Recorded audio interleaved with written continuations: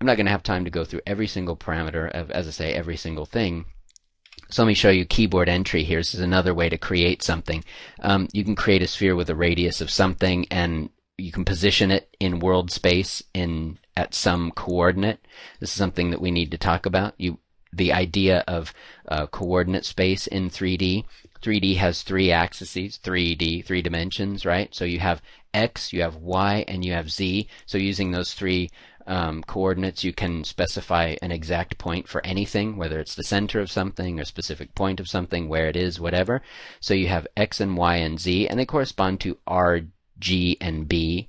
And so X, Y, Z. Sometimes you don't get the labels on there, and so but you know if it's red, it's X. If it's green, it's Y. If it's blue, it's Z. X, Y, Z, R, G, B.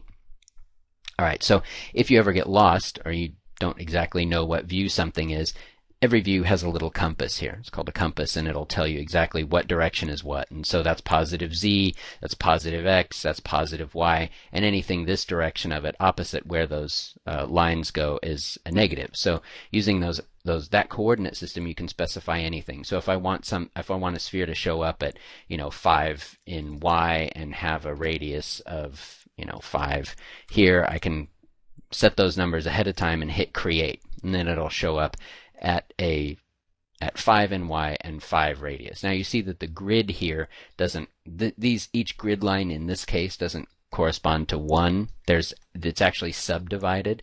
We're going to talk about the grid in a little bit. But each one of these grids is actually 10 units, and so that's why it came out a little bit smaller than we sort of expected. So with any object, if you know exactly where you want it and how big you want it numerically, you have this keyboard entry rollout. And these rollouts, you see rollouts everywhere in 3D Studio.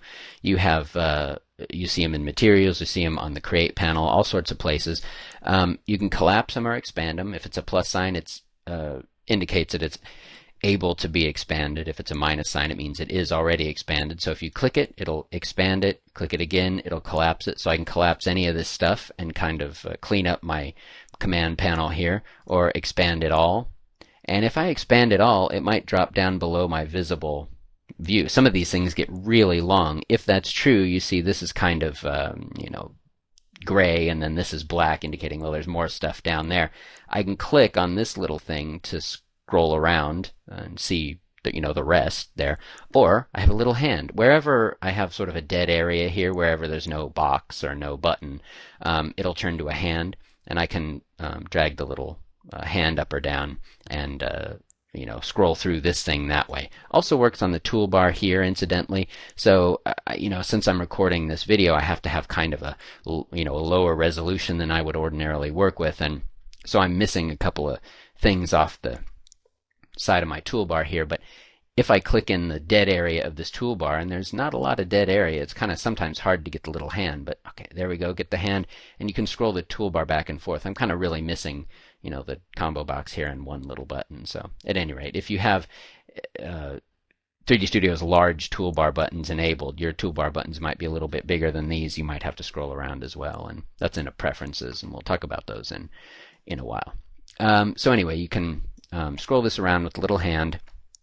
You can also collapse these, and you can actually reorder them as well if you want to. So if you want keyboard entry at the very top, you can swing those around and reorder them just by clicking and dragging on them. And that's true, again, in the materials editor or any other editor that has these rollouts.